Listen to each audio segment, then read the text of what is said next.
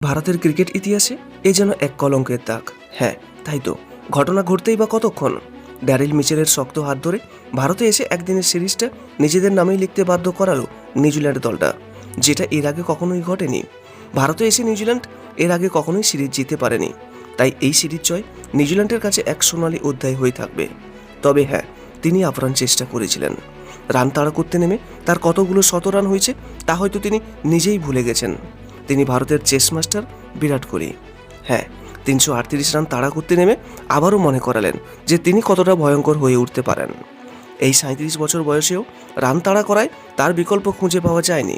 অদূর ভবিষ্যতেও বিরাট কোহলির বিকল্প ভারত খুঁজে পাবে কিনা তা অনিশ্চিত।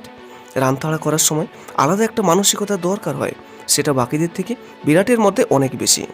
এই দিন তিনি ব্যাট করতে নেমেছিলেন ৫ম নম্বর ওভারে আর আউট হয়েছেন ৪৬ নম্বর ওভারে।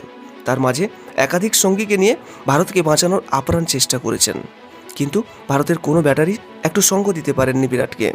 বিরাট কোহলি নিজে এক সাইডে দাঁড়িয়ে রান করেছেন, নিউজিল্যান্ডের বোলারদের চাপে ফেলার সব রকম চেষ্টা করেছেন।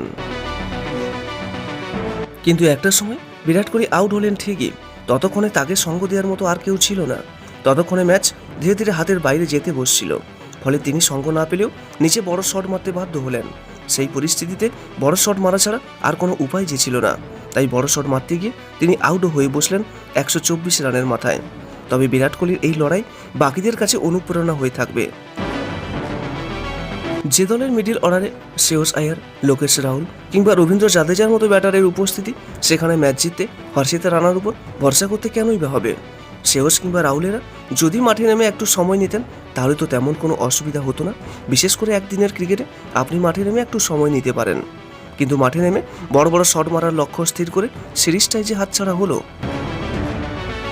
সামনে যখন বিরাট কোহলির মতো প্লেয়ার দাঁড়িয়ে আছেন, তখন তাকে শুধু সঙ্গ দেওয়াটাই তো আপনার কাজ ছিল, কিন্তু তা না করে মাঠে নামলেন আর ফিরে আসলেন।